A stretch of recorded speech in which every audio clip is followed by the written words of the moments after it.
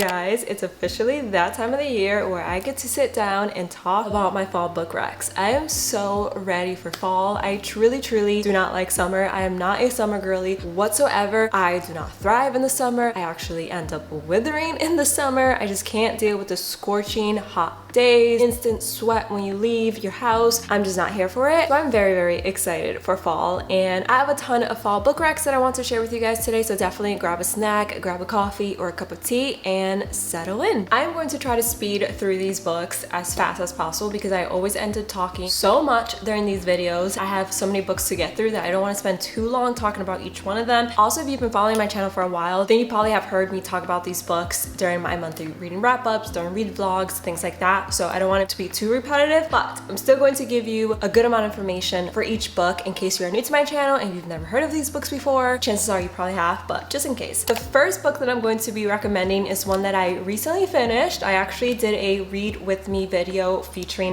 this book. Like, the cover alone should be giving you fall vibes. If it doesn't give you fall vibes, I don't know what to tell you. It gives me fall vibes. It is Gothicana by Runnix, I want to say is the author's name. This is the first book on my rec list because I enjoyed it so much. The ambiance, the characters, the events, the plot is very much giving spooky fall vibes. Think gloomy, rainy, dark academia vibes. That's what this book is. It is a romance book. I wouldn't say it's a dark romance, but it's definitely dark academia romance. Why is it so hard for me to pronounce that? Follows a female main character named Corvina. She's kind of been a social outcast her entire life. She has had issues with her mental health, or people think she's had issues with her mental health. She's been a recluse. Her mom has pretty much kept her hidden from the rest of the world for her entire life. But she's recently been accepted to Barrymore University, and she goes. She has nothing to lose, and she wants to branch out a little bit, so she accepts the invitation to attend this university. Right off the bat, she arrives and she learns the dark history of the university. She feels that there's something dark in the school herself, and throughout the book she's battling with herself and the things that she's seen. She doesn't know if what she's actually seen— my fridge just turned on, I'm so sorry. She doesn't know if what she's seeing is actually real life or if it's just her mental health playing tricks on her. And then obviously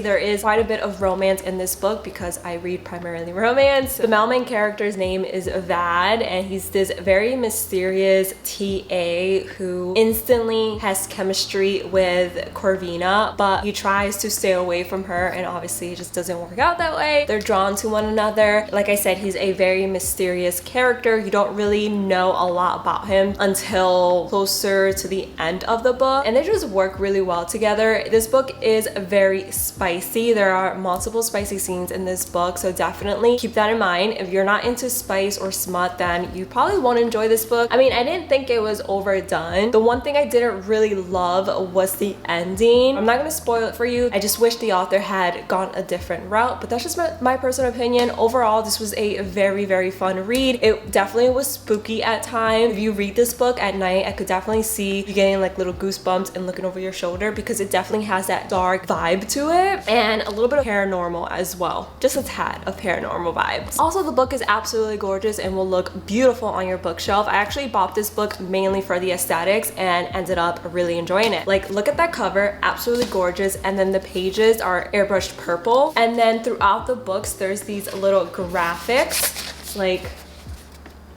gorgeous. All right, the next two books that I want to recommend to you guys are books that I've talked about endlessly on my channel, so I'm going to recommend them, give you a brief background, and then we're gonna move on. They're also all over BookTok and BookTube, so there really isn't much I could add to the conversation aside from the fact that you should read them because I love them. We have Fourth Wing and Iron Flame by Rebecca Yarros. Like I said, you probably have seen these books on your For You page on TikTok, Instagram, YouTube. They're literally everywhere. This is a fantasy. It follows a female main character named Violet, but also follows a male main character named Xaden. The characters in this book are in a dragon riding school where they're trained to become dragon riders. There's like magical abilities, magical creatures in this book. Obviously there's dragons. The dragons honestly are the main characters for me. They definitely steal the show. I love them so much. There's romance. There's also a rainy, dark ambiance and environment within the books, which is why I think they're perfect to read during the fall. I did recommend these books in my summer book book rack because I just think they're great to read any time of the year. But with that being said, I do think that you would probably enjoy these the most during the fall winter months. When I think of fantasy, I think about being curled up in a cozy fall day reading whatever fantasy book it is. I don't really think about fantasy and think summer. When I think fantasy, I think fall. So definitely recommend reading these two. I didn't love Iron Flame, but I did give 5 stars to Fourth Wing, and I'm very excited for the third book to come out next year. There is a little bit of spice. I don't think it's too much, but definitely keep that in mind. They are pretty thick books, but literally you will probably fly through them. I flew through Fourth Wing in 24 hours, and I'm a mom, so that says a lot. Fourth Wing is highly addictive. If you want a quick fantasy read that doesn't really feel like fantasy, I have said this multiple times, but Fourth Wing does not feel like fantasy to me. Yes, there are dragons, there are magical creatures, there's characters have magical abilities, but it doesn't really read to me like A Court of Thorns and Roses did, where the characters are these different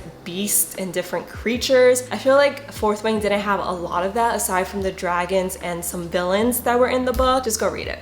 And the next book that I'm recommending is another fantasy read. It's To Kill a Shadow by Catherine Quinn. This is another very gorgeous book. It has purple pages. The hardcover is actually white and it's so pretty. I love this book. This was another 5-star read for me. I'm pretty sure this is YA, but the characters are all a little bit older than your typical YA characters. Like the female main character, if I remember correctly, is 17, and the male main character is either 18 or 19. So they're a little bit older than your typical YA fantasy characters. It follows 2 main characters, Jude and Kiera. Jude is the commander of the Knights. He basically does the kingdom's leader's dirty bidding. Whenever there's an issue, he's the one that goes in and solves it. Everyone fears him except for the female main character, Kiera. She's the only one that actually stands up to him. She doesn't take his crap, and he's kind of intrigued by the fact that she's not afraid of him like everyone else is, and she actually becomes part of his knights. Well, she's in training to become one of his knights, and the kingdom itself is in complete darkness. The sun hasn't come up in years. The king orders Jude and a select number of knights to go into the forest to try to break the curse and have the sun come up because the kingdom is dying. And this is their last effort to try to break the curse and bring the sun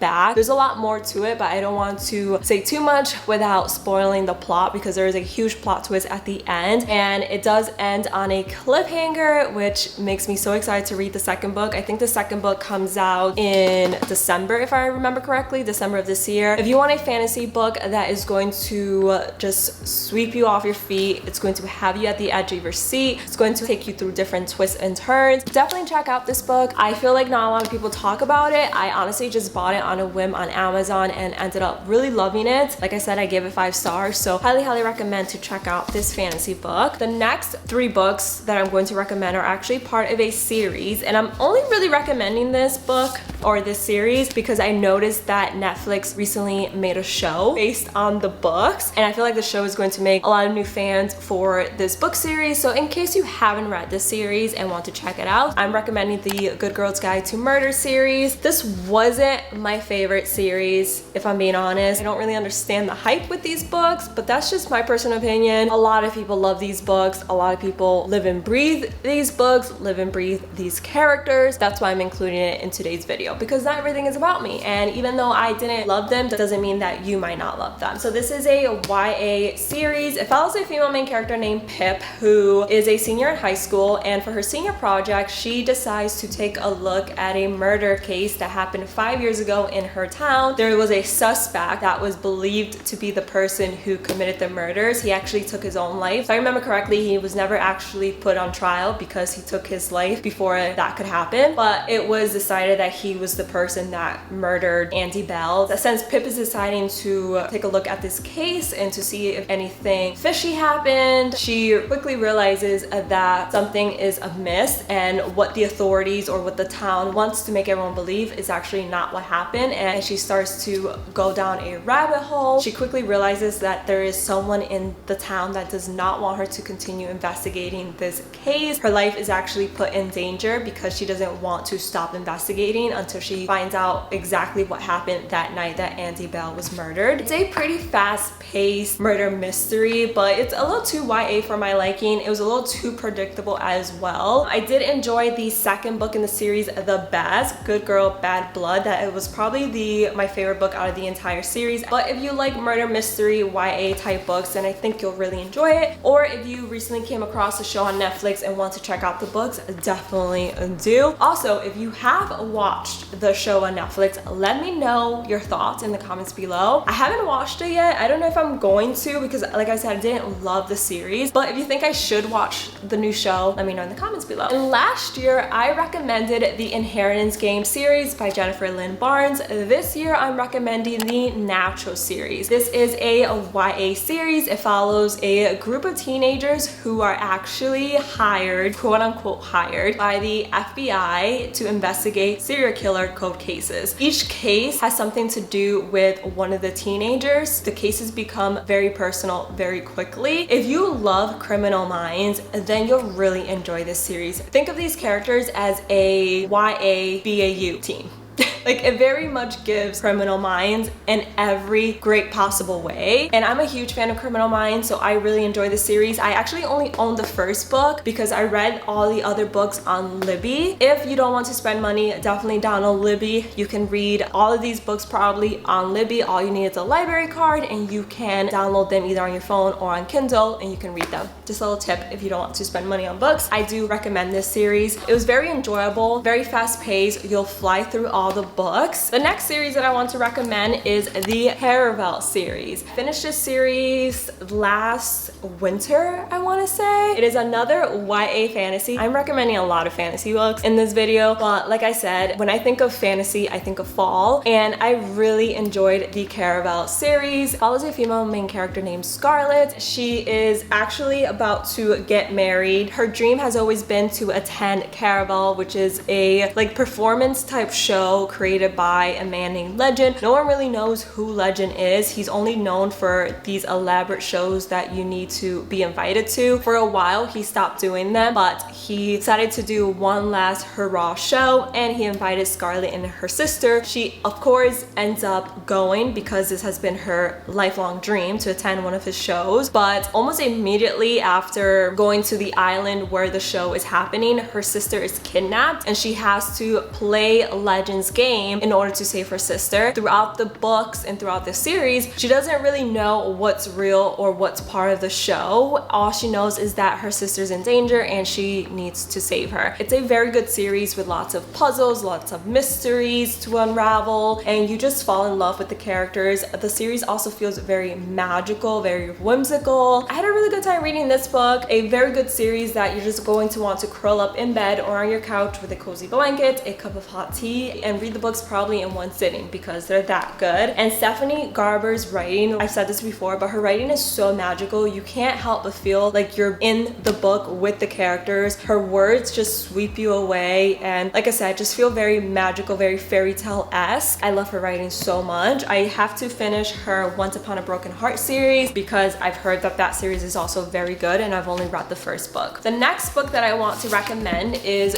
You'd Be Home Now by Kathleen Glasgow. This is another YA book. Wow, I didn't realize how many YA books I grabbed from my bookshelf today. But this is a YA book that's also very, very sad. Just giving you a warning. If you don't want to cry with a book, then don't read this one. It's very sad. It actually tackles addiction in a beautiful way, in my opinion. It shows not only how drugs affect an addict, but how the drugs also affect the addict's family and how it has a way of bringing down families, of breaking families apart. I annotated the crap out of this book because there were so many good quotes. The dialogue, the writing was just 10 out of 10, and you can't help but feel for the characters involved. It follows a female main character who's in high school. Her brother is actually the one who's addicted to drugs, but the book is told from her perspective. And since her brother's dealing with an addiction, her family puts all their focus on her brother and not on her. So she feels kind of left out, like no one actually sees her or bothers to see her. She keeps herself in a shell. She's afraid to speak up or do anything that's going to cause any more stress to her parents because, like I said, they're dealing with the fact that her brother is a drug addict, and she's mourning the loss of her brother even though he's not dead, but she's mourning the person he used to be before he became addicted to drugs, and you see him struggling with it. Obviously, he doesn't want to be addicted to drugs, and the reason I'm including it in this fall book rec video is because it takes place during the school year. School year starts in the fall. I thought I would include it for that reason. And also I really do love this book and I don't talk about it enough, but I really do love it. So go read it. Just have a box of tissues ready. The next book that I'm going to recommend is one that I personally didn't love, but I loved the ambiance, I loved the storytelling, I love how spooky it was in certain parts of the book. It is House of Salt and Sorrows by Erin A. Craig. It follows a main character named Annalie. She had 10 sisters, 4 of them have died mysterious deaths. They've been deemed accidental deaths, but strange things start happening in their home, which leads Annalie to believe that maybe her sisters' deaths aren't actually freak accidents, that maybe something actually happened to them, maybe they were murdered. There is a paranormal element to this book. The writing reminds me a lot of Stephanie Garber's writing because it's very fairy tale-esque. If I remember correctly, this book is based on a fairy tale. I just can't remember what fairy tale it is. I think it's Princesses something, the 12 Dancing Princesses. I honestly can't remember why I didn't love it. Maybe I just wasn't in the right mindset to read this book, but if you're looking for a good fall, magical, dark, paranormal vibe, then this is the book for you. I do remember really loving the environment, the setting, the atmosphere, and the overall vibe of the book. I just wasn't a fan of the actual plot. I also had never read the 12 Dancing Princesses before. I think that's the fairy tale. So the references were kind of lost on me.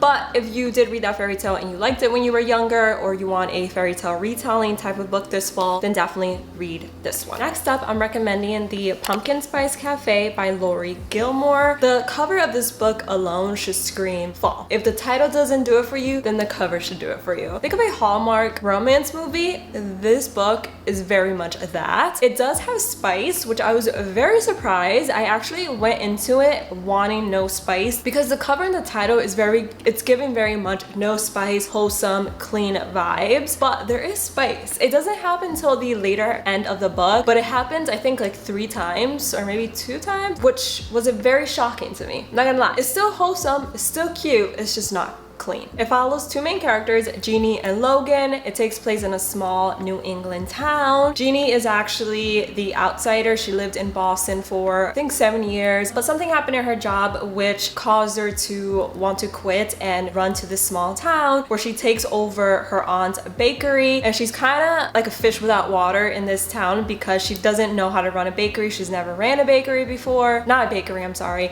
a coffee shop. She is kind of overwhelmed, but she wants to give it a shot. She wants to turn her life around. She wants to try something new, and she thinks that this small town and taking over the coffee shop from her aunt is her answer to starting over. She's a very cute character, very outgoing. People naturally gravitate to her. People love her instantly. Very sunshiny despite having all these insecurities about whether or not she can make it in the small town. And then it follows a male main character, Logan, who has always lived in this small town. He grew up in this small town. He lost his parents at a very young age, so the small town kind of protects him or overprotects him in a way. Throughout the book, he's dealing with abandonment issues and not wanting to get close to the female main character because he fears that she's going to run back to Boston when the small town gets tiring. So throughout the book, they are constantly dealing with insecurities for one another. If you like Hallmark romance movies, which I do, then you're going to enjoy this book. If you're not really into that or into like books that are overly sweet, then you probably won't enjoy this book. I did love the autumn fall vibes that it had. The title alone, Pumpkin Spice, there definitely were pumpkin spice lattes mentioned throughout this book. It's a very cute small town in New England which screams fall, so definitely check out the Pumpkin Spice Cafe. Then I'm recommending a very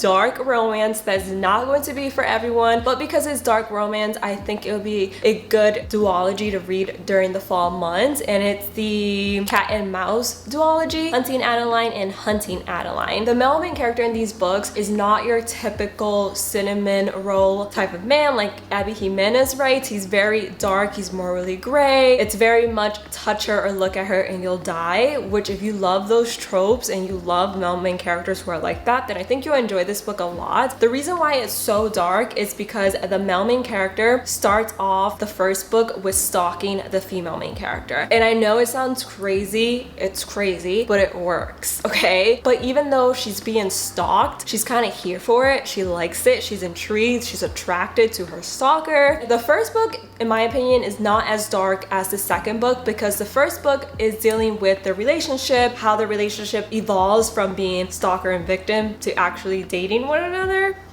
It's so weird to talk about this book because the whole plot of the first book is so odd to me. It is very spicy. I will say it's very, very spicy. But the second book is a lot more triggering and very dark because it deals with human trafficking. I mean, the first book deals with human trafficking, but the second book, the female main character is put through the ringer. There were a lot of explicit scenes and a lot of things that I had to skip over, and I couldn't really get into the second book because of how dark it was. And I don't like reading about human trafficking or anything that has to do with kids. I'm just not here for it. So I would definitely look up the trigger warnings for this duology. It's not everyone's cup of tea, but if you're into dark, dramatic romance books, then you'll probably really enjoy it. That's all I'm gonna say on that one. And then I'm going to also recommend Stalking Jack the Ripper. Stalking Jack the Ripper is a YA book. It's a historical fiction. I guess you could say historical romance as well because there is a little bit of romance, but it follows a female main character who is really interested in forensic science. Obviously, it's set in the 1800s, so that was not considered ladylike. Her father and pretty much every man around her thinks that it's unladylike and that she shouldn't be doing that, with the exception of her uncle. It actually takes place during the Jack the Ripper killing, so it's set in that time period. Throughout the book, the female main characters again trying to figure out who Jack the Ripper is and who's killing these innocent women. I felt that the book was a tad predictable. Like, I knew who Jack the Ripper was from the, I want to say, very beginning or the first couple chapters. I had a good idea of who Jack the Ripper was going to be, but I really enjoyed the writing. I love the female main character. I love how intelligent, fearless she was, and I love her love interest as well. And I thought it was a really good historical romance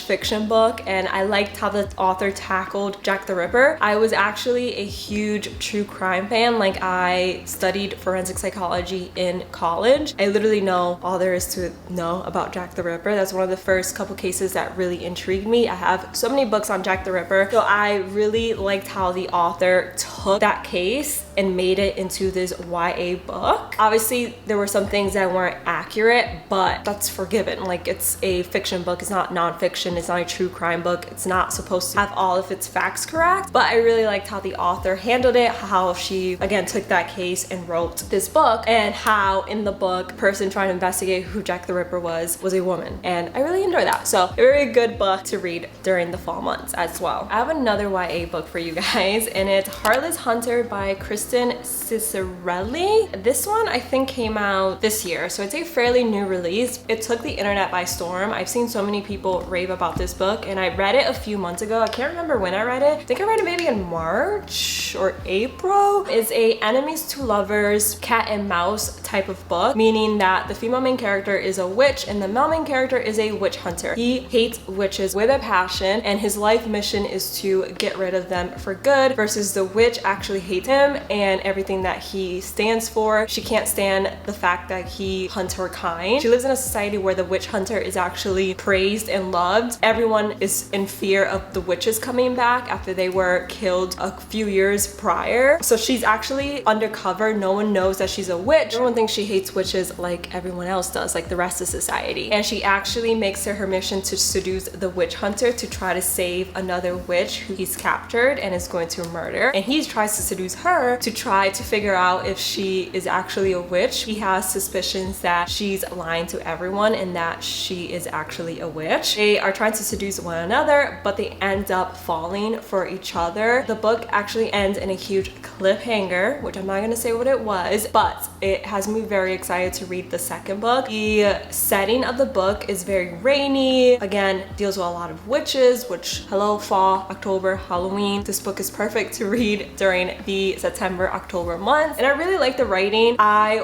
wasn't obsessed with it like other people seem to be. I was a little bored with the first half, but then it did pick up and I really enjoyed it. And I am looking forward to reading the second book, but it is a little slow paced, so definitely keep that in mind. But I really like the characters, loved how it ended, and yeah, I'm excited to read the second book. Another fantasy series that I don't see being talked about enough is the Kindred Curse saga. I actually read this on Kindle Unlimited. It's by Penco, an enemies to lover, slow burn type of romance. It's very slow burn, like very slow burn. But it follows a female main character named Diem, and all her life she's been pretty poor, like not as poor as other people in her society, but pretty poor. She works as a healer when her mom suddenly disappears, and she is kind of propelled into this world of royalty to figure out what happened to her mother. She is trying to unravel the mystery that her mother was. Throughout the book, she starts to discover things about herself, secrets that her parents kept hidden from her. Her every move is being watched by the king's heir. He's kind of intrigued by her and wants to know more about her background and who she is and her work as a healer. But Diem also knows that he's hiding secrets of his own, and she thinks that he has something to do with her mother's disappearance. And through all of this, there's also a threat of a civil war. Mortals are pretty sick and tired of getting the king's scraps. There's a lot going on in the books. I read the first 2 books. The third one, I started it, but I decided not to read it quite yet. I'm going to finish it in this fall season. The 4th one was supposed to come out in July, but the author actually postponed it. But hopefully it comes out before the end of the year. That's one of the reasons why I didn't want to finish the 3rd book, because I wanted to be able to complete the series once the 4th book came out. But this is a very, very fun fantasy series. Again, very slow burn, enemies to lovers. You fall in love with the 2 characters, the setting, the atmosphere, and I don't see a lot of people talking about this series, but it's so good. The writing is amazing, 10 out of 10. Plot is great. There really aren't a lot of slow moments, and when there are slow moments, it's focused on the characters' growth and on the romance. And normally I'm not a huge fan of slow burn, but I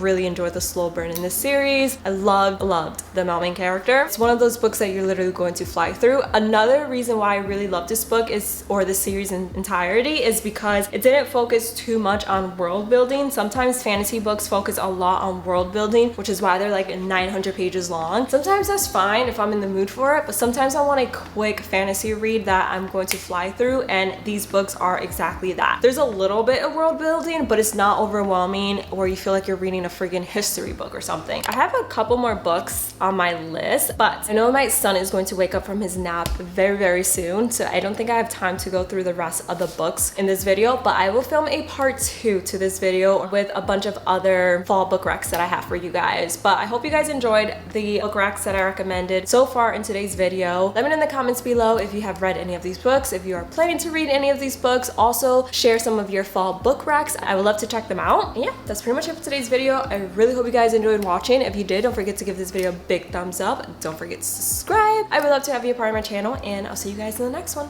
Bye, guys.